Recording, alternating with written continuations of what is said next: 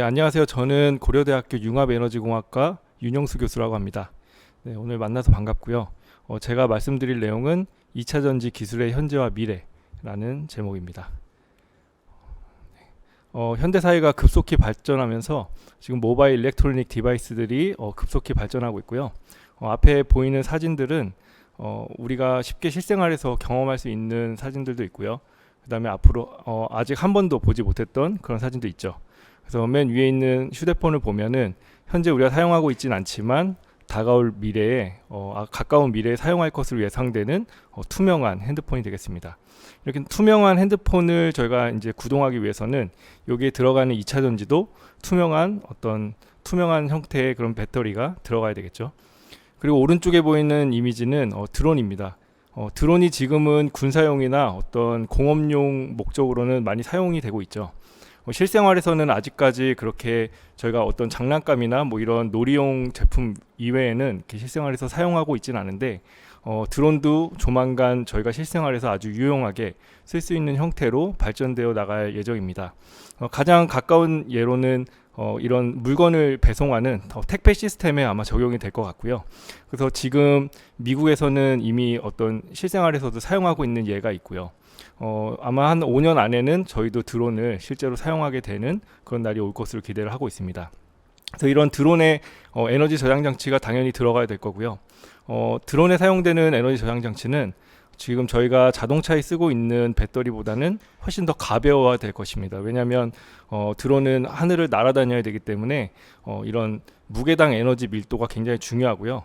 반면에 지금 왼쪽 아래에 보이는 사진처럼 그 전기 자동차는 무게는 그렇게 중요하지 않습니다. 왜냐하면 자동차가 조금 무겁다고 해서 저희가 자동차를 타고 다니는 게 뭐 어렵거나 뭐 힘들진 않죠.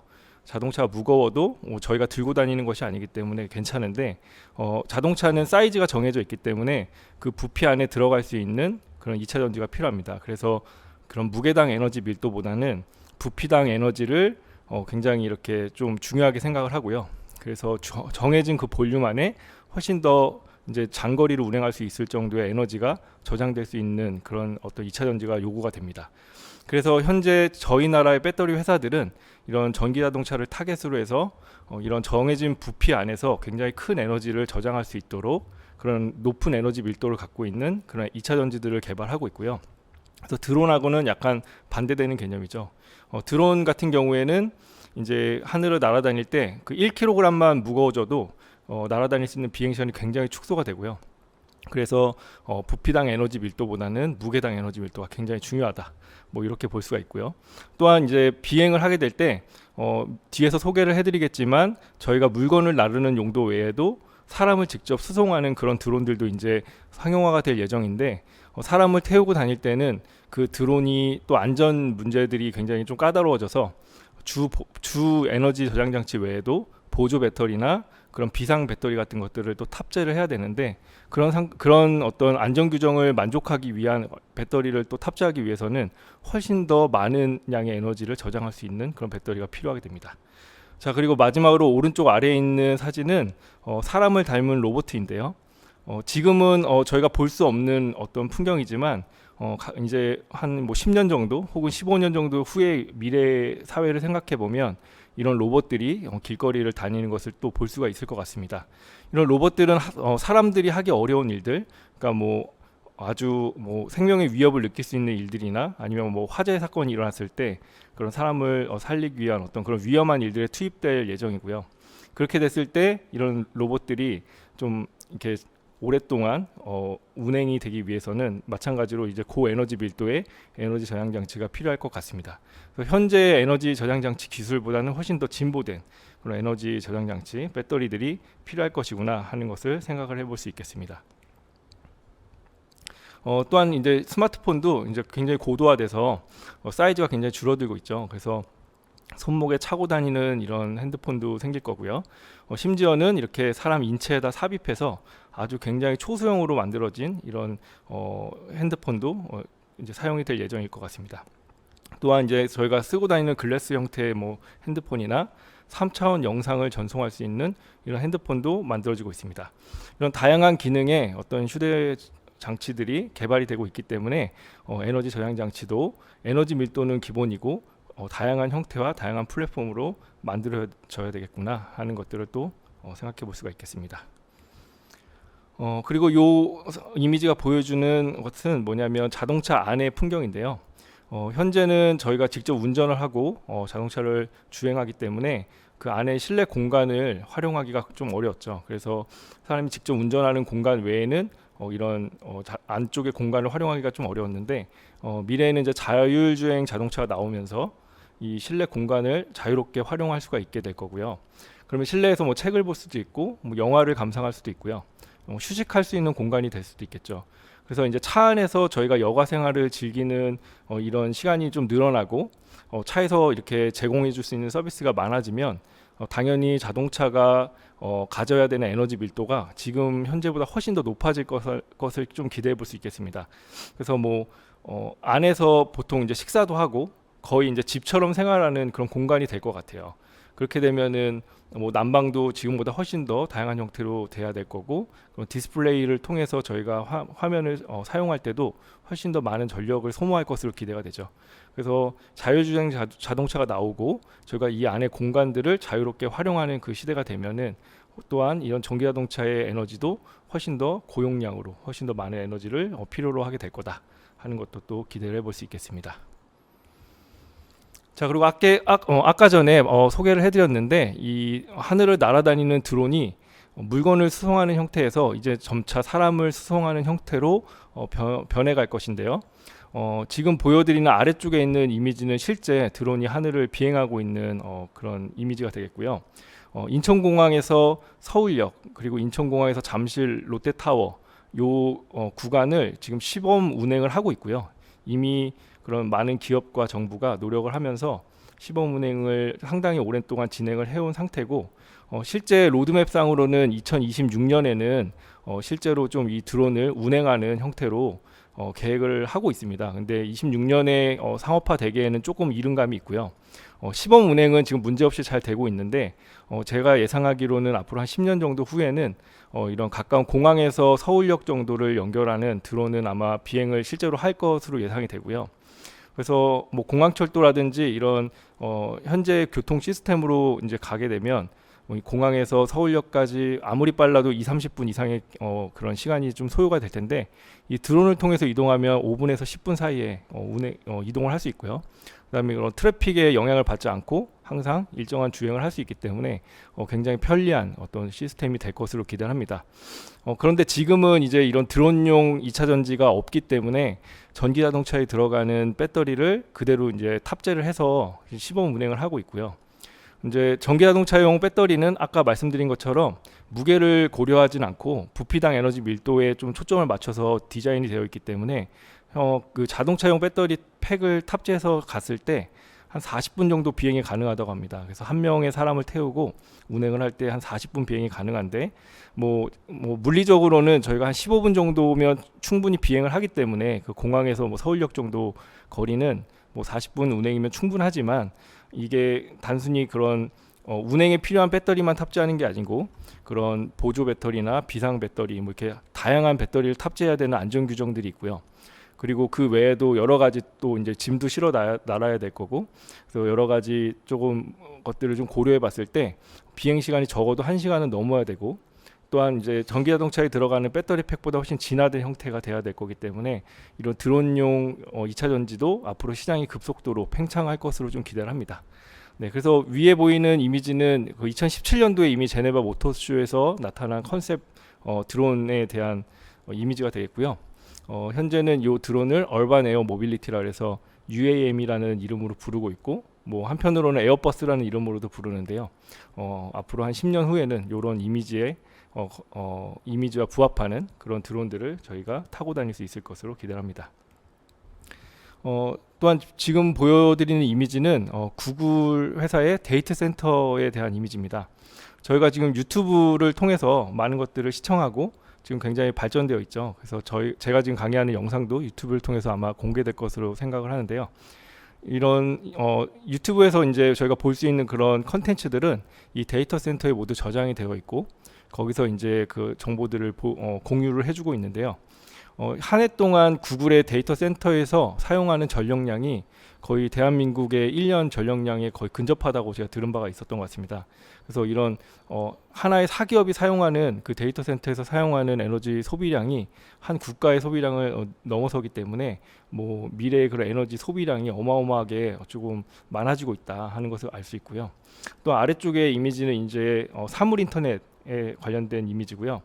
지금 모든 전자장치들이 인터넷에 연결돼서 정보들을 교환하고 거기서 나온 정보들을 또 이제 저장을 해놨다가 그럼 빅데이터를 AI가 해석하고 그래서 거기서 해석된 정보들을 가지고 다시 사람들의 어떤 생활을 편리하게 만들고 이런 시스템이 이제 4차 산업 사회의 어떤 핵심인데 그러려면은 이런 데이터들을 또 저장해 놓을 수 있는 공간들이 필요하고 저장한 에너지를 또 끄집어내서 사용하려면 또 그런 많은 에너지가 필요하죠.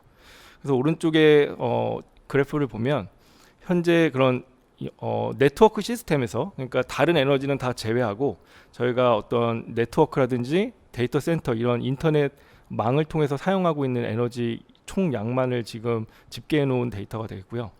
2022년에 사용한 에너지 양보다 한 2030년이 되면 적어도 2배 이상의 에너지 소비량이 발생할 거다 하는 것을 보여주고 있습니다. 근데 이 표가 나온 게 벌써 한 10년은 됐는데 이 표에서 예측한 것보다 지금 훨씬 더 크게 이 소비량이 증가를 하고 있습니다. 그래서 한 2030년이 되면 3배 이상의 에너지 소비량을 아마 소비를 하게 될 예정이고요. 그래서 현재 우리가 사용하고 있는 에너지로는 좀 많이 부족할 것이다. 그래서 더 많은 에너지를 발전해야 되고 또 사용해야 될 것이다 하는 또 미래를 예측해 볼 수가 있겠습니다. 그런데 이렇게 에너지를 많이 요구하기 때문에 그러면 많은 에너지를 생산하면 되지 않을까 하는 그냥 간단한 생각을 해볼 수 있지만 에너지를 그렇게 생산하는 것은 또 환경 문제와 직결이 되기 때문에 에너지가 부족하다고 해서 우리가 그 부족한 에너지를 계속해서 생산할 수는 없죠. 그래서 지금 미세먼지도 굉장히 심각하고 이런 온실가스로 인해서 지금 환경 파괴도 많이 일어나고 있고요. 그리고 뭐 이산화탄소 배출이 이렇게 굉장히 심각하죠. 뭐 이산화탄소뿐만 아니라 뭐 낙스, 삭스라든지 이런 환경 오염 물질들이 굉장히 많이 배출되고 있습니다. 그래서 우리가 단순하게 부족한 에너지를 계속 더 생산하면 된다라는 이슈 차원이 아니고요. 지금 이런 환경을 생각하면서 친환경 에너지 쪽으로 이제 생산 그런 방향을 돌려야 되는데 그 역시도 좀 쉽지가 않은 상황입니다. 그리고 에너지가 부족하면 그러면 핵 발전을 통해서 에너지를 조달하면 되지 않을까 하는 생각도 할 수 있지만 아래쪽에 보시는 것처럼 지금 핵 폐기물을 어떻게 처리할 수가 없기 때문에 그냥 땅에다 묻고 있습니다. 근데 이제 핵 폐기물이 워낙에 많이 나오기 때문에 이제 매장할 수 있는 그 양도 한계가 있고요. 그래서 이렇게 계속해서 파묻고 있는데 거의 500년 이상 이제 파묻혀 있어도 그 이제 오염 물질들이 해소가 되지 않기 때문에 이렇게 계속해서 사용하다가는 굉장히 큰 문제에 직면하게 될 것 같습니다. 그래서 일론 머스크 같은 경우에는 이제 로켓에 이런 핵 폐기물들을 실어서 화성에다 보내버리자 뭐 이런 생각도 하고 있는데 뭐 그렇게 이제 폐기물을 처리할 수 있는 날이 오려면 아직까지는 한참 먼 것 같죠. 그럼 그때까지 나온 폐기물을 지구에서 소비하기도 굉장히 이렇게 버거울 것 같고요. 굉장히 큰 이슈가 있는 것 같습니다. 그리고 때로는 이런 오른쪽 그림처럼 방사능이 어떤 불운의 사고로 이렇게 유출되면 또 전 세계에 굉장히 큰 피해를 주기 때문에 그런 방사능에 의한 오염도 심각한 상태라고 볼 수 있습니다. 그래서 우리가 또 이런 핵 발전을 통해서 이런 부족한 에너지를 감당하기도 쉽지는 않은 것 같습니다. 그래서 신재생 에너지 쪽으로 이제 눈길을 돌려서 이런 그린 에너지를 좀 많이 생산해 보자 하는 관점으로 접근을 하고 있는데요. 그래서 지금 보이는 그래프처럼 다양한 형태의 신재생 에너지를 사용을 하고 있습니다. 그래서 발전을 하고 있는데 이게 굉장히 다양한 루트를 통해서 발전한다라는 것 자체가 지금 어느 하나로 발전했을 때 우리가 만족할 만큼의 발전량이 나오지 않는다 하는 것을 대변해 주는 거라고 할 수 있겠습니다. 그래서 하나의 시스템으로 우리가 완벽하게 만족스러운 에너지를 생산 못하기 때문에 다양한 소스를 통해서 에너지를 생산해 보고자 노력을 하고 있는데요. 그런데 이렇게 다양한 형태로 하더라도 그 생산량이 지금 만족스럽지 않은 아는 게 사실입니다. 보시면은 근데 여기서 주목할 만한 점이 바이오매스라고 하는 것이 조금 어떤 비중을 많이 차지하고 있습니다. 근데 이 바이오매스가 뭐냐면 그 석탄을 태워서 나온 그 열 에너지를 가지고 물을 데핀 다음에 그래서 물로 터빈을 돌리고 이렇게 전기를 생산하는 전통적인 어떤 그런 발전 시스템에 석탄 대신에 나무 같은 바이오매스를 사용한다는 개념입니다. 그래서 나무를 태워서 이제 똑같이 열을 얻어서 터빈을 돌려서 발전하는 방식인데, 이게 왜 친환경일까라는 생각을 해볼 수가 있는데요. 근데 이제 저도 이제 이게 궁금해서 요 전문가 분에게 한번 질문을 한 적이 있는데, 석탄 대신에 나무를 때우면 결국에는 타는 건 똑같지 않냐라는 질문을 드렸는데, 이 나무가 타면서 열이 발생하는 거는 동일하고 거기서 나오는 유해 물질, 온실가스가 나오는 것도 동일합니다. 그런데 나무는 이제 태우기까지 심어서 이제 자랄 때까지 이산화탄소를 흡수하죠. 그래서 나무가 본인이 이제 타서 이제 이산화탄소를 내뿜을 때 나오는 그 온실가스 양보다 그 나무가 베어지기 전까지 이산화탄소를 흡수하는 양이 더 많다고 하네요. 그렇기 때문에 넷값으로 따지면 이제 나무가 심어져서 이런 바이오매스 자원으로 활용되는 게, 그래서 온실가스 측면에서는 환경적이다, 뭐 이렇게 이야기를 하는 걸 들은 적이 있습니다. 네, 뭐 그런 말씀만 들으면은 이게 친환경적으로 느껴질 수도 있지만, 하지만 이제 온실가스 문제만 있는 건 아닌 것 같아요. 뭐 여러 가지 또 다른 환경 문제들이 있기 때문에 이런 바이오매스를 우리가 친환경으로 분류하는 것도 사실은 좀 이슈가 있는 것 같습니다. 그래서 그래서 이제 비율을 다시 한번 좀 검토해 보면, 지금 현재 이거는 조금 자료가 오래된 자료긴 하지만 그래도 한번 검토해 보면, 석유를 가지고 석탄이나 석유를 가지고 에너지를 발전하는 양이 36%고 천연가스는 31%, 그리고 뭐 핵 에너지가 8%, 석탄이 13%네요. 뭐 이렇게 이런 비율을 차지하고 있고, 신재생 에너지로 저희가 에너지를 생산하는 비율이 단 11% 정도 수준이고요. 근데 이 11% 안에서도 바이오매스라고 하는 방금 말씀드린 그런 나무를 태우거나 하는 형태의 그런 발전 방식으로 얻는 에너지량이 45%에 근접합니다. 그렇기 때문에 실제로 친환경이라고 우리가 부를 수 있는 에너지를 가지고 이런 발전을 하는 것은 굉장히 좀 미미한 수준밖에 안 되는구나 하는 걸 알 수 있고요. 그래서 이런 부족한 에너지를 어떻게 하면 우리가 좀 이제 극복할 수 있을까? 현재보다도 훨씬 더 많은 소비량을 나타내고 있는 그 미래 사회에서는 어떻게 이 부족한 에너지를 우리가 조달해야 될까 하는 이슈들을 조금 고민을 많이 해야 될 것 같습니다. 그래서 사람들이 생각한 가장 최적의 대안은, 우리가 생산하는 것에는 한계가 있으니까 사용하는 것을 좀 더 효율적으로 쓰면 되지 않을까 하는 어떤 생각을 하게 되고요. 그래서 나온 시스템이 이런 그리드 시스템입니다.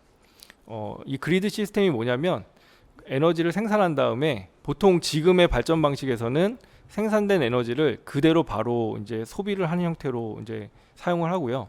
뭐 저장해놨다 쓰는 개념은 굉장히 제한적입니다. 뭐 일부 남는 잉여 전력을 이런 그 댐에다가 저장하는 형태가 있거든요. 그 전기 에너지를 가지고 댐에다가 저장을 한다거나 하는 형태로 일부 저장을 하고 있지만, 아주 미미한 양의 에너지만 저장을 해서 쓰고, 실제로는 그냥 발전한 에너지를 실시간으로 계속 사용하는 형태의 그런 시스템이고요.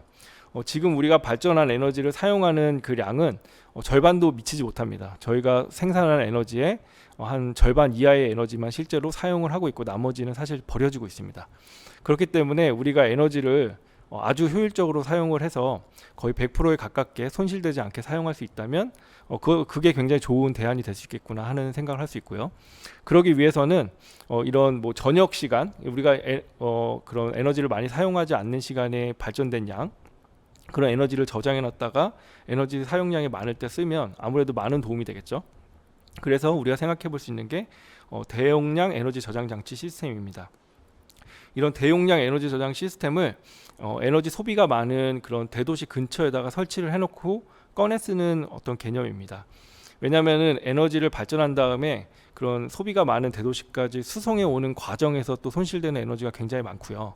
그렇기 때문에 그런 손실량도 최소화하려면 에너지를 이런 소비량이 많은 대도시 근처에다가 저장해 놓고 쓰는 게 또 유리할 것입니다. 그래서 이런 대형 에너지 저장지 시스템을 대도시 근처에다가 설치를 해놓고, 그래서 에너지를 사용하는 방식이 굉장히 효율적일 수 있고, 또한 이런 각 오피스 빌딩이라든지 뭐 공장, 그리고 여러 가지 이런 시스템, 어떤 에너지를 소비하는 주체로 알려져 있는 그런 시스템에 각각의 그런 빌딩 안에도 에너지 저장 시스템을 탑재를 한 다음에 뭐 어떤 빌딩은 에너지를 많이 소비할 수도 있지만 어떤 빌딩은 또 에너지를 조금 적게 사용할 수가 있죠.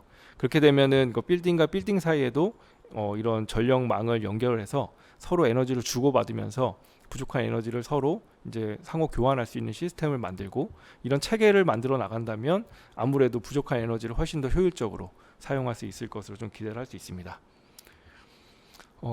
그런데 이제 또 한 가지 생각해 봐야 될 이슈가, 그러면은 대형 에너지 저장 장치를 만들어 놓고 에너지를 그때그때 꺼내 쓰자. 개념은 굉장히 좋지만 그러면은 그 발전된 에너지를 저장을 뭐 한 3분의 1만 저장을 한다고 생각을 해도 엄청나게 큰 에너지가 저장이 돼야 되고, 그러면 그 에너지를 다 저장하려면 굉장히 많은 양의 그 배터리가 필요하겠구나 하는 생각을 해볼 수가 있는데요. 근데 지금 현재도 그런 전기 자동차를 사용하고 있는, 사실은 지금 전기 자동차의 그런 시장 점유율이 절반에도 미치지 못했죠. 뭐 한 3분의 1도 안 되는 것 같은데, 지금 이렇게 전기 자동차를 아주 소량 만들어 놓은 시스템에서도 뭐 리튬 가격이 지금 폭발적으로 올라가고 있고 그 수급이 안 맞는다는 얘기가 나오고 있죠. 근데 이런 전기 자동차가 다 상업화가 되고 드론도 하늘을 날아다니고 뭐 휴대폰이나 이런 것들 더 고도화되고 뭐 이런 상황에서 대형 에너지 저장 시스템까지 나오게 된다면 리튬이 아마 감당하기 어려운 수준까지 좀 많은 양이 사용이 될 거고, 그렇다면 우리가 이 리튬을 조달하는 데 좀 어려움이 있겠죠. 근데 이제 리튬이 좀 풍부한 자원이면 문제가 없는데, 리튬은 여기 보신 것처럼 남미 쪽에 칠레 근처에 있는 이쪽에 이제 리튬이 한 60% 이상, 한 3분의 2가 여기에 매장이 돼 있고, 나머지 리튬은 세계에 굉장히 소량만 흩어져 있습니다. 그래서 이 편중되어 있는 리튬 양을 굉장히 다양한 소스를 통해서 사용하겠다 하는 것은 아마 경제학적인 관점에서 봤을 때 굉장히 리스크가 큽니다. 가격도 굉장히 비싸질 거고 그 많은 에너지 저장 시스템을 리튬으로 사용하기 쉽지 않겠죠. 그래서 이제 리튬이온 배터리를 가지고 그런 대형 에너지 저장 시스템을 만드는 접근은 한계가 있을 것 같고요. 또한 뭐 리튬뿐만 아니라 지금 2차 전지 양극재로 주로 사용되고 있는 그런 자원들의 뭐 니켈도 있고 코발트, 망간 뭐 이런 자원들이 있는데, 그런 자원들도 우리나라 입장에서는 굉장히 안타깝게도 중국이 대부분 그런 자원들을 많이 갖고 있고요. 대한민국에는 그런 니켈이나 코발트, 망간 같은 그런 금속들 자원들이 굉장히 부족한 상태이기 때문에 우리나라만 생각했을 때도 이렇게 리튬 2차 전지를 가지고 대형 에너지 시스템을 만들겠다 하는 것은 굉장히 어려운 그런 시스템이다라는 것을 알 수가 있죠. 그래서 좀 대안적인 에너지 저장 시스템이 필요하구나 하는 것을 알 수 있는 슬라이드입니다. 그래서 이제 우리가 이런 백그라운드를 가지고 조금 이제 전기 에너지 기초에 대해서도 살짝 공부를 해보고, 그럼 앞으로 어떤 대안을 가지고 이러한 문제점들을 해결해 나가야 될까에 대한 부분에 대해서 제가 좀 말씀을 드리겠습니다. 일단 기본적으로 전기 에너지에 대해서 좀 공부를 해보면, 전기 에너지는 이런 우리가 중고등학교 때 배웠던 그런 포텐셜 에너지와 굉장히 유사한 형태를 갖고 있습니다. 포텐셜 에너지는 어떠한 무게를 갖고 있는 사람이 어떠한 높이에 있을 때 무게 곱하기 높이로 우리가 계산을 할 수 있습니다. 이거를 위치 에너지라는 형태로 부르기도 하죠. 그래서 무게 곱하기 높이로 이 표현되는 에너지가 전기 에너지에서는 용량 곱하기 전압으로 표시가 되는데요. 굉장히 동일하다고 볼 수 있습니다. 그래서 위치 에너지에서 무게에 해당하는 것이 전기 에너지의 용량이 되고요. 위치 에너지의 높이에 해당하는 요 개념이 이 전기 에너지에서는 전압이 됩니다. 그래서 일정한 용량을 갖고 있는 물질이 어떠한 전압하에 놓여 있으면 용량 곱하기 전압으로 전기 에너지를 우리가 생산해낼 수가 있습니다. 그래서 전기 에너지 굉장히 간단하고요. 여기 전기 에너지에서 쓰이는 단위를 살펴보면 결국에는 그 용량이라고 하는 컨셉은 차지에서 나온 차지인데 그 전하는 전자가 갖고 있는 전하입니다. 전자는 이런 1.6 곱하기 10의 마이너스 19승에 해당하는 전하량을 갖고 있고요. 이 전자들이 갖고 있는 전하량을 다 합하면 용량이 됩니다. 그래서 이 용량이 얼만큼의 전압하에 놓여 있냐, 그러니까 다시 말하면 얼마나 많은 전자들이 얼마나 높은 전압에 놓여 있냐가 결국 전기 에너지를 나타내는 그런 개념이 되겠고요. 그래서 전기 에너지는 보통 줄이라고 하는 단위를 쓰고, 그다음에 용량은 쿨롱이라고 하는 단위를 쓰고요. 전압은 볼트라고 하는 단위를 씁니다. 그래서 이렇게 우리가 표현을 할 수 있구나 하는 걸 좀 기본 컨셉을 공부해 볼 수가 있고요. 그러면은 당연히 에너지를 높게 우리가 만들려면 용량이 크거나 전압이 높으면 되겠죠. 그러면 전압은 어떻게 나오는 거냐? 간단합니다. 일단 전기화학 시스템이라고 하는 거는 두 개의 전극으로 구성이 되어 있는데 오른쪽에 보이는 그림처럼 A라고 하는 전극이랑 B라고 하는 전극 두 개로 구성이 되어 있고 이 두 개의 전극이 도선으로 연결되어 있으면 이제 이 전극이 이제 연결이 되어 있는 거고요. 이 전자만 이동해 다니면 안 되기 때문에 전하도 움직일 수 있도록 전해질이 채워져 있는 공간에 놓여 있으면 됩니다. 그래서 이런 시스템을 우리가 전기화학 시스템이라고 하는데 이 전기화학 시스템에서 전압은 이 두 개의 전극에 의해서 결정이 됩니다. 아주 쉽게 말해서 두 전극이 갖고 있는 전압의 차이가 우리가 얘기하는 기전력이라고 하는 전압입니다. 그래서 A라고 하는 거는 에노드로 보통 이제 우리가 부르고요. 요 B라고 써 있는 이런 전극은 양극, 뭐 캐소드라고 부르는데 에노드라고 하는 전극은 전압이 낮을수록 좋을 거고요. 캐소드라고 부르는 요 B번에 해당하는 전극은 전압이 높으면 됩니다. 그래서 이 두 개의 전극 사이의 전압 차이가 크면 클수록 전압이 크기 때문에 하나는 낮고 하나는 높으면 당연히 전압 차이가 크겠죠. 근데 이런 전압을 결정하는 인자는 무엇이냐 하면 이 전극 물질이 갖고 있는 본연의 그 화학 반응을 통해서 결정이 됩니다. 그러니까 다시 말하면 전압은 우리가 결정하는 게 아니고 어떤 물질이 있을 때 그 물질이 갖고 있는 화학 반응이 그냥 정해져 있습니다. 그래서 그 정해져 있는 여러 가지 화학 반응들 중에서 우리가 어떤 거를 사용할까만 결정하면 됩니다. 그러니까 예를 들어서 여기 보면은 리튬이 지금 가장 아래쪽에 있는데 보면은 전압이 마이너스 3.04 이렇게 써 있죠. 그래서 리튬은 우리가 사용하는 물질 중에서 가장 낮은 전압을 갖고 있는 물질 중에 하나고요. 그래서 리튬을 낮은 쪽에 전압을 갖고 있는 에노드로 사용을 하고 만약에 높은 전압을 갖고 있는 거는 여기 수소를 만약에 양극으로 쓰겠다라고 하면 수소는 0V죠. 그 수소를 하나의 전극으로 우리가 생각을 한다면 이 두 개의 전극이 갖고 있는 전압 차가 결국엔 기전력이 되는 겁니다. 그러면은 마이너스 3.04와 0V 사이에는 3.04V의 차이가 있죠. 그러면 이게 이 두 개의 전극 사이의 전압이 됩니다. 아주 간단한 원리가 되겠죠. 그래서 오른쪽 그림처럼 수소와 리튬의 전극으로 구성된 전기화학 시스템은 3V를 갖게 되죠. 반면에 나트륨을 사용하는 경우에는 나트륨은 마이너스 2.71이라고 써 있죠. 그리고 양극으로는 여기 Ag 은 이온이 은으로 환원되는 반응을 갖고 있는 이 은 전극을 쓰면 0.8V죠. 그러면 마이너스 2.71V랑 0.8V 사이에서는 3.51V의 기전력이 발생하게 되죠. 이런 식으로 우리가 정해져 있는 여러 가지 물질의 화학 반응 중에서 어떤 것을 전극으로 쓸 것이냐 요거를 결정하면 두 개의 전극 사이의 전압 차이가 어떤 전기화학 시스템의 전압으로 나타나게 됩니다.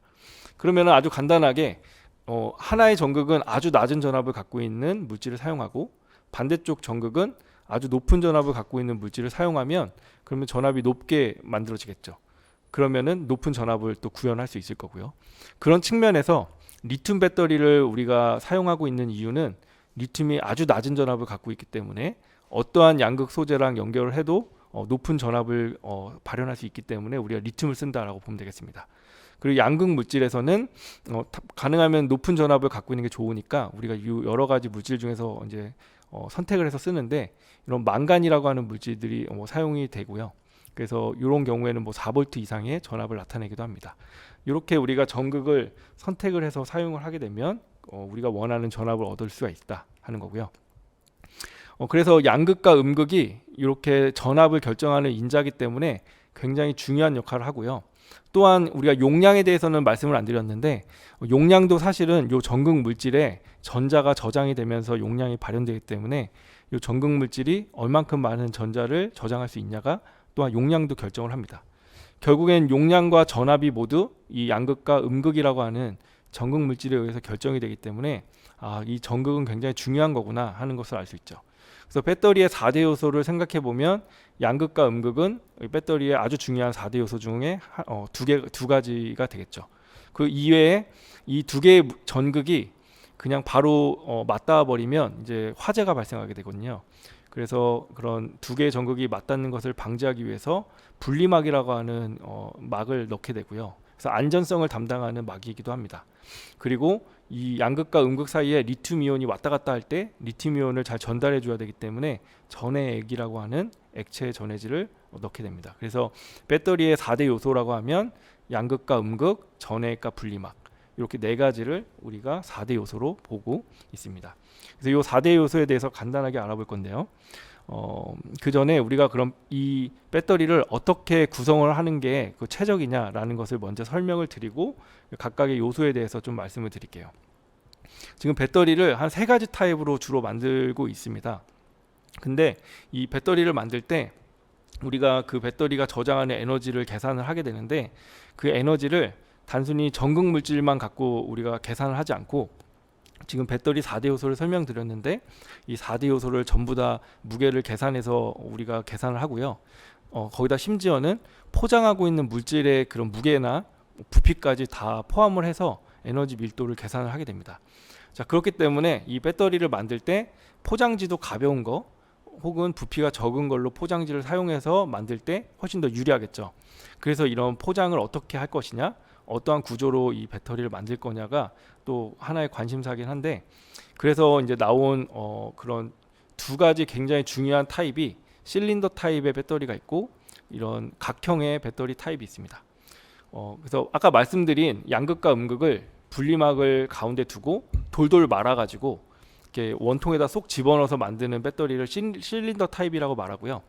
우리가 그런 건전지라고 하는 걸 많이 사용하고 있기 때문에 이런 실린더 타입의 배터리를 쉽게 접했죠. 우리는 이미 사용을 많이 하고 있고요.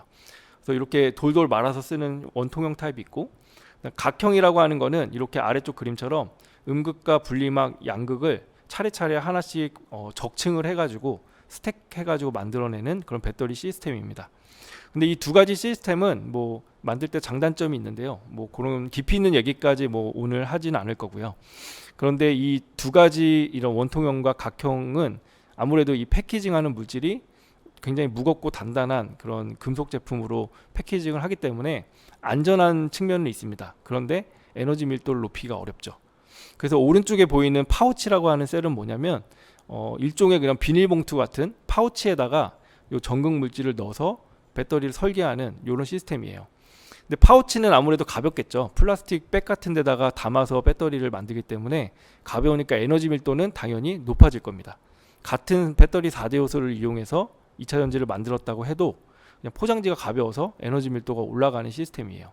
그런데 이 파우치는 아무래도 좀 위험하겠죠. 만약에 화재가 발생한다거나 여기서 불꽃이 일어났을 때 이 팩이 이제 어떤 플라스틱이나 비닐백으로 만들어져 있다고 하면 안전성이 좀 취약할 겁니다. 그래서 그 배터리 회사들이 많은 고민을 했어요. 좀 안전성을 조금 내려놓더라도 우리가 에너지 밀도를 좀 높일 거냐, 무게당 에너지를 높일 거냐, 아니면 조금 안전하게 에너지를 조금 낮추더라도 이런 좀 단단한 물질에 팩을 해서 사용할 거냐. 그래서 처음에는 고민을 많이 하고 양쪽을 다 설계를 했었는데 막 배터리 화재 사건도 일어나고 막 사람들이 죽는 그런 사고도 일어나면서 요즘에는 파우치셀에서 원통이나 각형 쪽으로 가고 있는 것 같아요. 그리고 최근에는 테슬라에서 4680이라고 하는 원통형 셀을 개발을 했는데, 그 4680이 그러니까 뭐냐면 보통은 원래 2160이라 그래서 21은 이제 이 지름을 얘기하고요. 21mm에 높이가 60mm 그런 이제 배터리 셀을 이야기하는 건데, 21mm의 그런 지름을 갖고 있는 이 원통형 셀을 46mm로 엄청나게 늘린 거예요. 그리고 높이는 80mm로 늘리고요. 그래서 하나의 원통형 셀을 엄청 크게 만드는 겁니다. 이렇게 크게 만들면 아무래도 이게 쬐끄맣게 만들면은 요 배터리 패킹 물질들이 많이 들어가죠. 이런 똑같은 에너지를 낼 때 그런 배터리를 쬐끄맣게 만들면 그거를 포장하는 포장지가 많이 들어가잖아요. 두껍게 아주 크게 만들면 포장지가 적게 들어가니까 아무래도 크게 만드는 게 유리하거든요. 그래서 이제 테슬라에서 요거를 이제 굉장히 큰 셀로 단위 셀을 크게 만들기 시작하면서 이 원통형 셀에 대한 수요가 늘어났고, 요게 이제 시장에서 좀 우위를 점하고 있는 셀 타입이라고 보면 되겠고요. 그래서 뭐 지금은 이런 포장지가 어떤 금속으로 이루어진 이런 실린더나 프리스매틱 셀이 경쟁을 하고 있었는데, 이런 실린더 셀이 조금 경쟁 우위를 가져오고 있다. 뭐 이렇게 볼 수 있겠고요. 그래서 이렇게 돌돌 말아서 배터리를 만드는 타입이다 하는 정도만 이해하면 좀 이해도가 높은 것 같습니다. 자, 그래서 이렇게 이제 셀을 만들면 다양한 에너지 저장 장치들을 원통형으로 다 만들어낼 수가 있고요. 왼쪽에는 이런 배터리라고 하는 시스템이 다양한 형태의 배터리 시스템 목록이 나와 있고, 오른쪽에는 배터리와는 조금 차별화되는 캐패시터라고 하는 셀들이 나와 있습니다. 근데 캐패시터는 뭐 지금 시간 관계상 다루진 않을 거고요. 배터리를 다룰 건데, 배터리에서도 너무나 많은 배터리 종류가 있지만 이 중에서 몇 가지 예시를 좀 들어서 설명을 하려고 합니다. 그 중에서도 전통적으로 사용하고 있는 리튬이온 배터리 시스템에 대해서 좀 먼저 알아볼 예정입니다.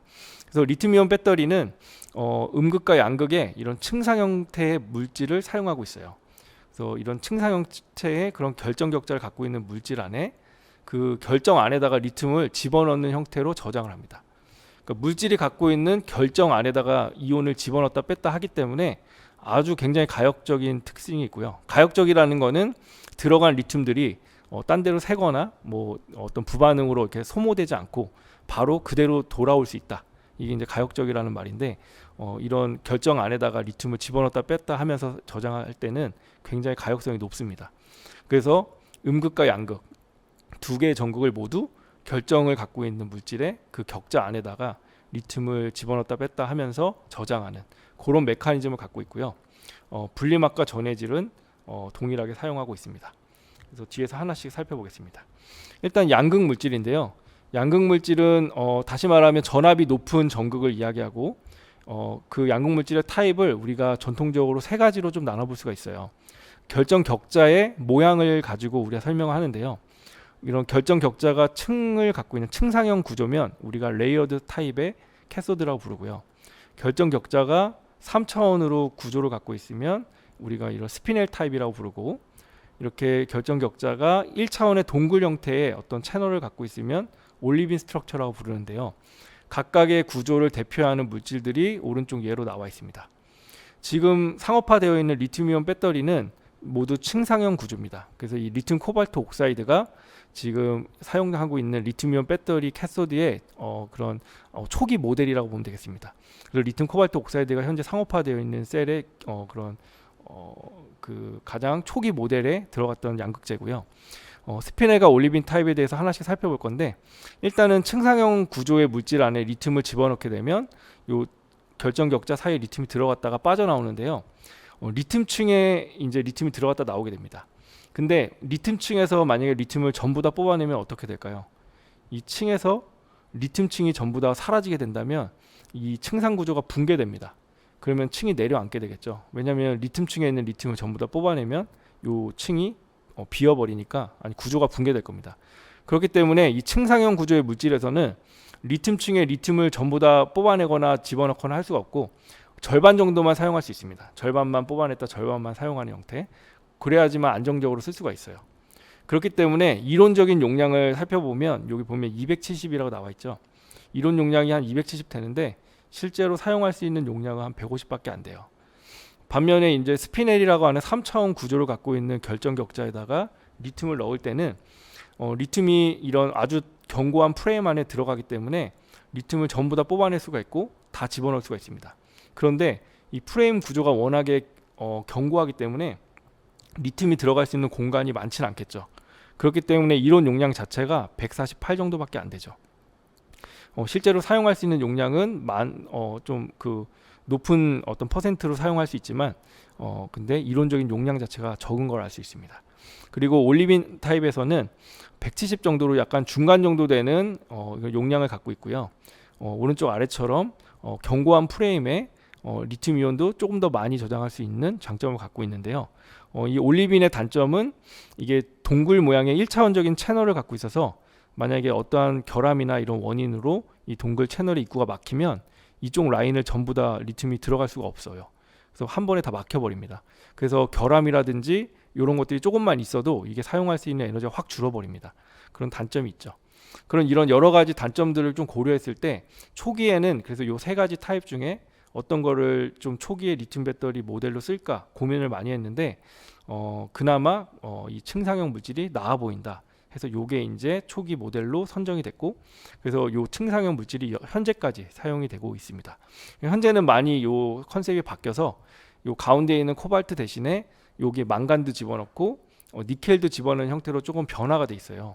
그게 어떤 컨셉이냐면 요 층상 구조 안에서 리튬을 다 뽑아내기가 어려우니까 요 층상 구조 안에 기둥을 박는 거예요. 예를 들면 니켈이나 망간 같은 걸로 기둥을 세워 놓으면 요 층 안에 있는 리튬을 다 뽑아내도 안전하겠죠. 그러니까 이제 다른 전이 금속을 넣어서 기둥을 많이 세워주면 여기 들어가 있는 리튬을 다 뽑아낼 수 있기 때문에 요 이론 용량에 가까운 용량을 구현할 수 있는 이런 시스템입니다. 그래서 여기 리튬 코발트 옥사이드가 지금은 리튬, 니켈, 코발트, 망간이라고 해서 NCM이라고 하는 세 가지의 전이 금속을 갖고 있는 양극으로 지금은 사용이 되고 있습니다. 뭐 어쨌든 이 리튬 코발트 옥사이드를 그래서 최초의 리튬 배터리가 상업화되는데 큰 어떤 공헌을 했기 때문에 이 리튬 코발트 옥사이드를 처음 개발하신 분이 그 구디너프 교수님이라는 분이고 텍사스 오스틴 대학의 교수님이신데 그분이 얼마 전에 노벨상을 받으셨죠. 이 리튬 코발트 옥사이드를 개발한 공헌으로 노벨상을 받으셨습니다. 음극에서는 반대로 전압이 낮을수록 좋습니다. 그래서 처음에는 그냥 리튬 메탈 자체를 사용하는 게 아무래도 그냥 리튬 메탈이 0볼트니까 가장 전압도 낮고 좋기 때문에 그냥 메탈을 바로 썼습니다. 근데 메탈을 바로 써버리면 메탈이 막 덴드라이트라고 하는 문제가 나오면서 그 메탈이 그런 양극 쪽으로 넘어가면서 막 화재가 일어난다거나 그런 뭐 큰 문제들이 발생했기 때문에 메탈을 사용할 수가 없었고, 그래서 대안적인 전극들을 조금 고민을 많이 했는데 그 중에서 이제 고민 끝에 나온 게 이 그래파이트라고 하는 흑연 물질입니다. 아주 재밌게도 리튬이온 배터리 양극에도 이런 층상형 구조를 갖고 있는 리튬 코발트 옥사이드를 썼었는데 이 흑연도 이런 층상을 갖고 있는 물질이고요. 동일하게 리튬 이온이 이 층상 안에 이렇게 들어갔다 나왔다 하면서 저장이 되는 그런 형태의 물질입니다. 그리고 전압도 리튬 메탈이 0볼트인데 0볼트에 아주 가까운 0.1볼트의 전압을 갖고 있고요. 용량 측면에서도 그 양극은 한 300, 양극이 아까 앞에서 보여드린 바에 의하면 270에 실제로 150밖에 못 썼죠. 근데 이 그래파이트는 370의 용량에 거의 370에 근접한 용량을 다 쓸 수가 있었어요. 그러니까 음극에서는 아주 최적의 물질이었죠. 그리고 그래파이트 물질은 우리가 연필심으로 쓸 만큼 가격이 저렴하고요. 굉장히 싼 물질입니다. 그래서 이 그래파이트는 아주 불변의 음극재로 남아있고 현재도 계속해서 사용되고 있는 음극재 물질입니다. 그리고 경쟁했던 물질 중에는 LTO라고 하는 물질이고요. 양극재와 동일한 구조의 물질이고요. 딱 구조를 보면 스피넬 구조라는 거 알 수 있죠. 3차원의 스피넬 구조를 갖고 있는 물질인데 여기 리튬이온이 들어왔다 나왔다 하는 그런 물질을 또 음극으로도 쓸 수가 있습니다. 근데 LTO의 전압은 한 1.5V로 굉장히 높아요. 얘가 양극도 음극도 아닌 약간 애매모호한 전압을 갖고 있고요. 그렇기 때문에 그래파이트라고 하는 물질에 비해서 경쟁력이 좀 없었고 실제로 용량도 170밖에 안 되기 때문에 용량도 작죠. 그래서 경쟁에서 밀려서 흑연이 사용되게 됐고요. 근데 최근에는 이런 흑연의 용량도 좀 아쉬워서 용량을 좀 늘려보고자 여러 가지 물질을 혼합해서 같이 씁니다. 그래파이트 흑연에다가 뭐 실리콘을 섞기도 하고 틴이라고 하는 물질을 섞기도 합니다. 그래서 같이 쓰고 있는데 이런 물질들은 처음 이렇게 리튬이 들어갔다 나왔다 하는 과정에서 막 부피도 막 300% 이렇게 3배 이상 부피가 막 부풀어 오르고요. 그리고 막 부반응도 많이 심하게 일어나기 때문에 가역성이 떨어집니다. 그래서 많이 넣지를 못하는 그런 단점이 있어서 어쩔 수 없이 흑연에다가 아주 조금만 섞어서 쓰는 그런 형태로 지금 발전을 해오고 있습니다. 그리고 분리막은 이제 이런 고분자 물질을 주로 사용을 하고요. 이 두 개의 전극을 잘 분리해 줄 수 있어야 되기 때문에 분리막은 이제 그렇게 분리할 수 있는 물질을 사용하고 있는데 보면 이제 망상 형태, 당연히 이제 리튬이온이 왔다 갔다 해야 되기 때문에 다공성의 고분자 물질을 써야 됩니다. 그래서 고분자를 이렇게 다공성으로 만들어서 사용을 하고 있고요. 그리고 얼마 전에 얼마 전은 아니고 한 몇 년 전에 그런 휴대폰이 막 폭발하는 사고들이 뉴스 기사로 나왔던 것들을 알 수가 있는데요. 그럴 때 문제가 됐던 게 이 분리막이 열을 받으면 아래쪽 그림처럼 수축합니다. 아무래도 고분자 물질, 플라스틱 물질이다 보니까 얘네들이 열을 받으면 이렇게 막 쪼그라듭니다. 그래서 분리막이 쪼그라들면 분리해놨던 양쪽의 전극이 맞닿으면서 화재가 일어날 수 있는데요. 그래서 이런 분리막들이 열에 취약한 성질 때문에 그런 배터리가 가끔씩 폭발하는 사고도 있고 막 그랬어요. 그래서 이걸 어떻게 막을까 고민하다가 요 한쪽 면에다가 여기 오른쪽 보시면은 그 위에 이제 이렇게 얹혀져 있는 게 뭐냐면 세라믹 물질이에요. 그 세라믹 물질을 코팅을 한 거죠. 아주 단단한 어떤 세라믹 입자들을 위에다 코팅을 하면 얘네들이 이제 수축을 조금 덜하는 환경에 놓이게 됩니다. 그래서 아래쪽에 이 오른쪽에 있는 이 이미지가 열을 받았을 때 왼쪽보다 훨씬 더 수축이 적게 일어나는 걸 알 수 있죠. 그래서 열에 어느 정도 견딜 수 있는 분리막을 이렇게 디자인을 해서 현재는 분리막을 이렇게 세라믹을 코팅해서 씁니다. 이게 어떤 개념이냐면 우리가 이런 포커 같은 카드를 보면 일반 종이보다는 반질반질해서 뭔가 윤기가 나는 걸 알 수 있죠. 그런 포커 카드 같은 거는 플라스틱 코팅돼 있다는 얘기를 들었을 거예요. 거기서 이제 플라스틱을 코팅하는 개념이라면 얘는 세라믹을 코팅하니까 훨씬 더 단단하고 이런 그런 열의 안정성을 갖고 있는 그런 형태의 분리막이구나 하는 걸 알 수가 있겠습니다. 그래서 요 분리막을 세라믹을 코팅하는 요 컨셉이 굉장히 단순해 보이지만 중요하고요. 안전성 측면에서 굉장히 중요한데 요게 이제 국내 이제 LG화학이라는 기업에서 요 특허를 처음에 가지고 있었고요. 요게 이제 그 SK 회사와 분쟁이 있었습니다. 그래서 이제 특허를 침해했다는 내용으로 SK와 LG가 엄청 심하게 다투다가 결국에는 이제 서로 화해를 하고 끝나는 그런 사건이 있었는데 그 사건의 중심에 요 분리막에 세라믹 코팅하는 이슈가 있었습니다. 그리고 전해질 측면에서는 리퀴드, 그러니까 지금 액체 전해질을 주로 사용하고 있고요. 이 액체 전해질을 고체로 바꾸려는 노력을 하고 있습니다. 이걸 왜 고체로 바꾸려고 하냐면 이 액체 전해질이 어떤 형태냐면 휘발유와 같다고 보시면 됩니다. 딱 분자 구조가 거의 휘발유와 유사하고요. 그래서 불이 되게 잘 붙어요. 불이 되게 잘 붙고 열에 되게 취약한 성질을 갖고 있고요. 그래서 이 액체가 아무래도 화재에 취약하기 때문에 고체로 바꿔서 좀 화재나 폭발 사고를 막아보려는 노력을 하는데요. 근데 이제 고체로 바꾸면 성능이 나오지 않기 때문에 쉽게 바꾸지를 못하고 있고 현재도 그냥 액체를 사용하고 있고요. 요게 이제 그런 화재가 나오는 걸 방지하기 위해서 첨가제라든지 여러 가지 그런 안에 들어가서 좀 좋은 효과를 줄 수 있는 물질들을 개발을 하고 있습니다. 이렇게 하면은 저희가 4대 요소를 지금 다 알아봤고요.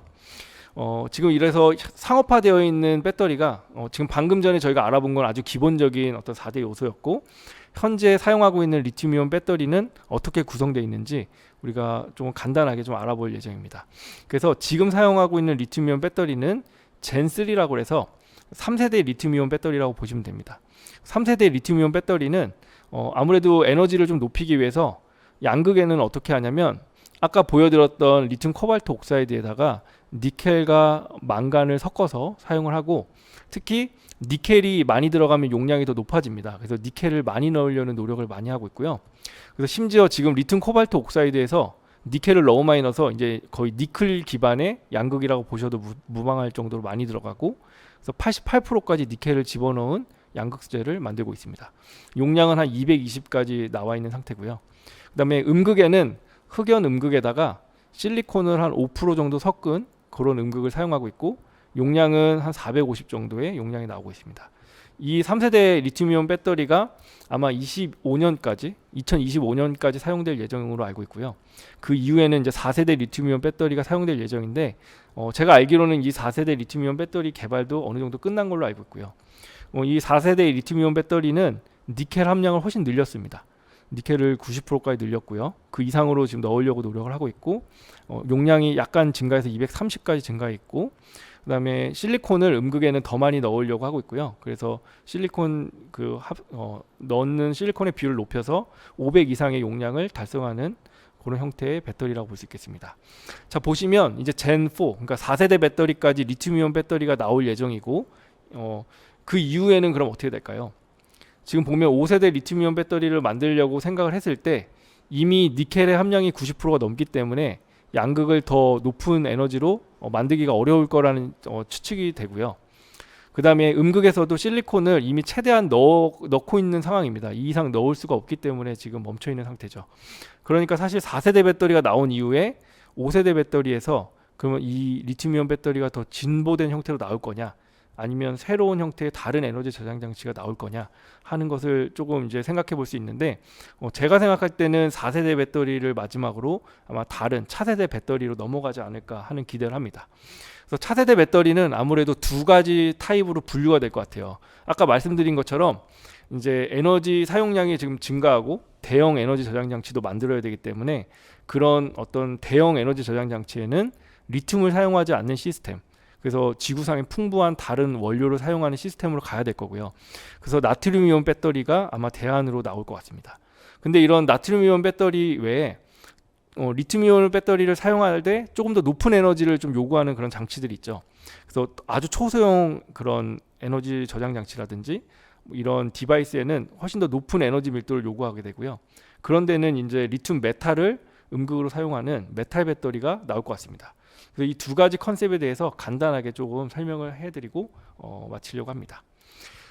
이 나트륨 이온 배터리는 저는 되게 먼 미래로 생각을 하고 있었는데, 요 CATL이라는 회사가 중국에서 이제 배터리를 판매하고 있는 회사고요.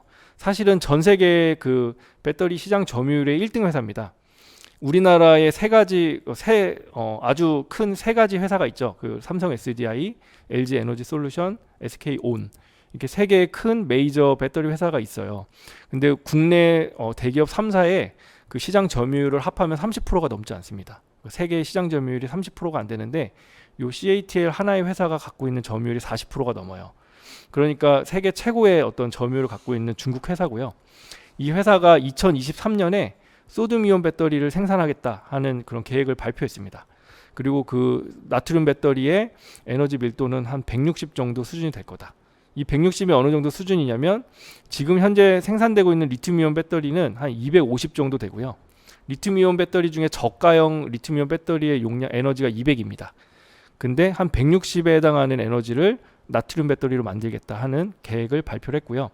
그리고 연구 개발을 통해서 이 160의 에너지를 200까지 끌어올리겠다 하는 계획까지 발표를 했어요. 그래서 이 발표가 나오고 난 이후에 이런 멀게만 느껴졌던 나트륨 배터리에 대한 관심이 폭발적으로 증가를 하고 있습니다. 그래서 나트륨 이온 배터리에 대해서 살펴보면, 일단은 우리가 뭐 바닷물에 녹아 있는 그 소금이 NaCl이죠. 그러니까 뭐 지구상 어디서든지 나트륨은 흔하게 우리가 좀 이렇게 얻을 수 있는 소재이기도 하고요. 근데 이제 나트륨은 이런 주기율표상에서 보면 리튬의 밑에 있는 그런 물질입니다. 그래서 같은 일족에 해당하기 때문에 화학적 성질은 굉장히 유사하고요. 근데 리튬보다 밑에 있다는 건 무슨 의미냐면, 리튬보다 크고 무겁다는 얘기입니다. 그래서 나트륨의 원자의 무게를 보면 리튬보다 한 3배 이상 무거운 걸 알 수 있고, 그 다음에 원자의 크기도 0.76 옹스트롱의 리튬보다 한 1.02로 한 50% 정도 큰 걸 알 수 있습니다. 이렇게 크고 무겁다는 얘기는 다시 말하면 무게당 에너지 밀도도 낮고 부피당 에너지 밀도도 낮다는 얘기죠. 그리고 이 나트륨이 갖고 있는 전압도, 이 전압은 물질에 따라 정해져 있다 그랬죠. 마이너스 2.7V로 리튬보다 높습니다. 요 이제 물질은 음극으로 써야 되기 때문에 높다는 건 안 좋은 거죠. 리튬보다 전압도 0.3V 높고요. 그리고 이론적인 에너지 밀도를 따져보면 순수한 메탈의 용량이 한 3배 정도 차이가 난다는 걸 알 수 있고, 부피당으로도 2배 정도 낮다는 걸 알 수 있습니다. 자, 이렇게 나트륨을 사용하면 리튬하고 화학적 성질이 유사해서 우리가 개발했던 그 리튬 배터리 기술이 나트륨에 다 사용될 수 있다는 장점이 있고요. 근데 반면에 이런 크고 무겁기 때문에 나트륨 배터리가 리튬의 그런 에너지를 능가할 수는 없겠구나, 리튬보다 낮은 에너지를 구현할 수밖에 없겠구나 하는 단점을 알 수가 있습니다. 자, 그래서 또 하나의 크리티컬한 한 문제가 있는데, 그건 뭐냐면 음극의 그런 층상 형태의 그런 흑연 물질을 음극에 사용할 수 없다는 또 단점이 있고요. 양극의 그런 층상 형태의 물질을 사용하기도 어렵다는 단점이 있습니다. 그래서 나트륨 배터리는 두 개의 전극을 생각해 봤을 때 층상 형태의 물질을 사용할 수 없고, 음극에서는 아주 복잡한 탄소 물질을 사용해야 돼요. 이 복잡한 구조를 갖고 있는 탄소를 우리가 하드카본이라고 부르는데요. 그래서 이렇게 복잡한 음극을 사용해야 되는 문제도 있고, 양극에서는 또 층상형 물질 대신에 훨씬 더 큰 나트륨을 그 안에 저장해야 되기 때문에 이 격자 사이의 공간이 매우 큰 이 프루시안 블루라고 하는 물질을 사용해야 됩니다. 그렇기 때문에 이런 이제 전극을 새롭게 디자인해야 되는 문제점이 있고, 그리고 이렇게 두 개의 새로운 전극 물질이 나타낼 수 있는 이론적인 용량도 리튬보다 작기 때문에 당연히 에너지 밀도가 떨어지는 그런 문제점을 안고 있습니다. 그래서 지금 앞에서 말씀드린 CATL이라는 회사는 지금 이 이미지에서 보여드리고 있는 이 두 가지 양극과 음극을 사용해서 이제 나트륨 배터리를 만들겠다 하는 발표를 했고, 실제로 이렇게 지금 양산을 하고 있는 것으로 알고 있습니다. 그래서 음극을 이제 개발을 해야 되는데, 음극은 전압은 낮으면서 용량이 클수록 좋기 때문에 이 그래프에서 오른쪽 아래쪽에 위치하면 좋습니다. 그래서 오른쪽 아래쪽에 개발되고 있는 물질들 후보를 보면 초록색의 물질들이 굉장히 좋죠. 이제 초록색 물질이 뭐냐면 메탈 얼로이라는 이제 이름으로 이제 나와 있죠. 메탈 얼로이가 그 리튬에서 생각했을 때 실리콘과 같은 물질입니다. 실리콘이라든지 그 틴과 같은 그런 물질들을 의미하고요. 이 물질들은 용량은 크고 좋은데 나트륨과 반응을 했을 때 부피가 엄청나게 커지고요. 그 다음에 막 부반응도 많이 일어납니다. 그래서 가역적인 그런 반응이 굉장히 제한적이고, 그 얘기는 무슨 얘기냐면 한 10번 충전 방전하면 뭐 배터리 수명이 0%까지 막 떨어진다, 뭐 이런 얘기로 볼 수 있습니다. 그래서 이런 걸 고려했을 때 가장 대안적으로 좋은 건 앞서 그림에서 보여드린 하드카본이라고 하는 요 물질이에요. 탄소계 물질. 그래서 요게 대안적으로 지금 후보로 거론이 되고 있는 거고요. 하지만 개발을 통해서 요 오른쪽 아래쪽에 위치하는 전극 물질을 개발하는 게 목표고, 지금 많은 과학자들이 노력을 하고 있습니다. 그다음에 양극 소재는 양극은 전압은 높으면서 용량이 또 높아야 되기 때문에 요 오른쪽 상단에 위치한 것이 좋습니다. 근데 보시면 딱 요 4V를 기점으로 해서 4V에서 용량이 한 150 넘는 양극 소재들이 없죠. 이거 지금 공백입니다. 그러니까 그만큼 이제 나트륨을 이렇게 높은 전압에서 저장할 수 있는 양극 소재가 없습니다. 그래서 지금 대안적으로 요 아까 앞에서 보여드린 프루시안 블루라고 하는 물질이 딱 여기 있죠. 전압도 살짝 그래도 높은 쪽에 속하고 용량도 높은 편에 속하는 요 물질이 그래서 대안으로 거론이 되고 있고요. 그래서 이제 오른쪽 위쪽으로 끌어올리는 것이 이제 과학자들이 노력하고 있는 부분인데, 요 부분도 굉장히 조금 어려움을 많이 겪고 있습니다. 전해질 측면에서는 화학적 성질이 리튬과 비슷하기 때문에 지금 리튬 배터리에서 사용되는 그런 전해액 시스템을 그대로 쓰고 있다라고 보면 되고요.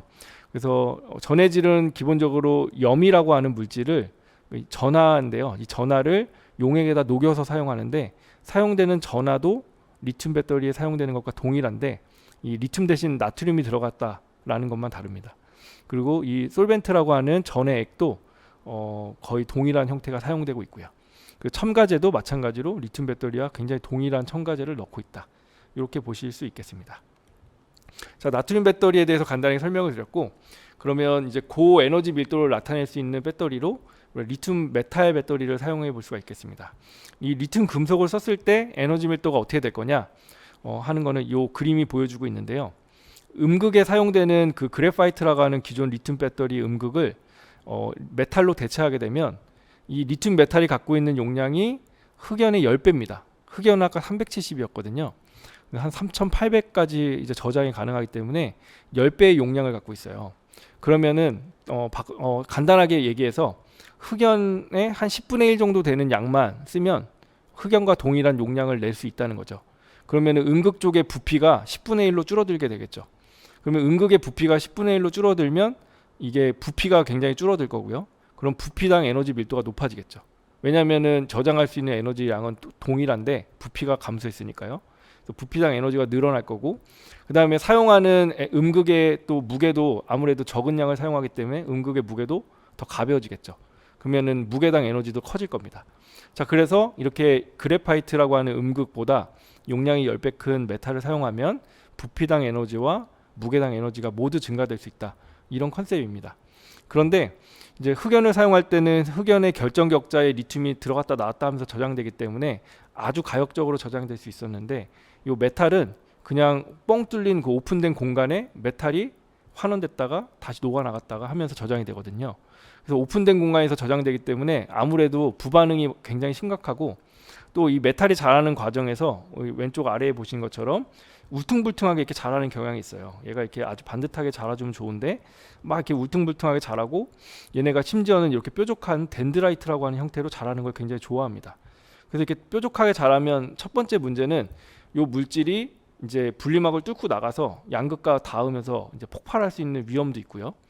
이렇게 뾰족한 물질들은 또 이제 리튬이 녹아나갈 때는 아래쪽부터 녹아나가면서 이게 그냥 그대로 쓰러져 버립니다. 그래서 막 전극 표면에 이렇게 막 얘네들이 아이솔레이션 돼서 이렇게 고립돼서 막 쌓이게 됩니다. 그러면은 이제 막 부피가 이렇게 늘어나면서 막 데드 리튬이라고 하는 반응에 참여하지 않는 리튬들이 막 쌓이게 되고요.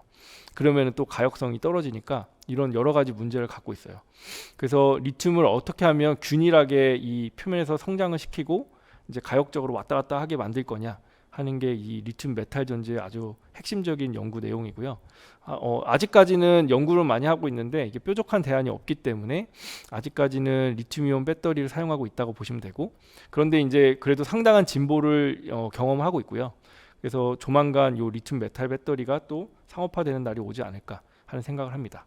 그래서 이런 리튬 메탈이 개발이 되면 리튬 설퍼 배터리라고 하는 것을 우리가 생각해 볼 수 있습니다. 양극재를 설퍼라는 걸로 바꾸는 거예요. 음극은 메탈을 쓰고요. 양극을 설퍼는 황이죠. 리튬 설퍼 배터리를 이제 구성을 할 수가 있는데, 리튬과 황으로 구성된 이 리튬 설퍼 배터리가 가지는 장점은 이 설퍼라고 하는 물질이 요 위에 있는 화학 반응식처럼 하나의 황 원자가 두 개의 리튬 원자랑 결합을 해서 Li2S라고 하는 걸 만드는데, 그래서 하나의 황이 두 개의 리튬을 붙잡을 수가 있기 때문에 에너지가 굉장히 커집니다. 그래서 용량을 보면 한 1600 정도로 크죠. 아까 리튬 코발트 옥사이드의 이론 용량이 한 270이었거든요. 그러니까 1670이니까 어마어마하게 용량이 크죠. 그리고 이 큰 용량이 리튬 메탈과 비교했을 때 리튬 메탈보다는 작기 때문에 이 두 개의 전극이 아주 큰 용량에서 밸런스가 맞는다 하는 걸 볼 수가 있습니다. 그래서 리튬 금속을 잘 쓸 수 있으면 황이라고 하는 양극을 써서 두 개의 큰 용량을 붙여가지고 쓸 수가 있고요. 이렇게 되면 아무래도 배터리의 이런 에너지 밀도가 확 증가하겠죠. 그래서 이론적으로 낼 수 있는 에너지 밀도는 2500입니다. 그래서 지금 쓰고 있는 배터리 시스템의 한 4-5배 이상은 나올 것 같아요. 근데 여기도 이제 당연히 문제점이 있죠. 요 문제점이 뭐냐면 가장 큰 게 황이 리튬하고 결합하면 단계적으로 8개의 황이 존재하다가 리튬과 결합하면서 점점 Li2S로 조그맣게 쪼개져 나가는데, 그 과정에서 생기는 이 중간 물질들이 전해질에 잘 녹아나가는 특징이 있고요. 그래서 전해질에 녹아서 막 둥둥 떠다니는, 그래서 전극에서 분리돼 버리는 그런 문제가 있습니다.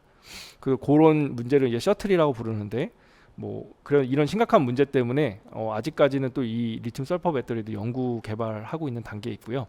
근데 조만간 또 이런 리튬 설퍼 배터리가 또 상업화가 된다면 고에너지 밀도를 나타내는 차세대 리튬 배터리로 사용될 수 있을 것으로 생각을 합니다. 그리고 마지막으로 말씀드릴 내용은 황 대신에 또 공기를 쓸 수가 있습니다.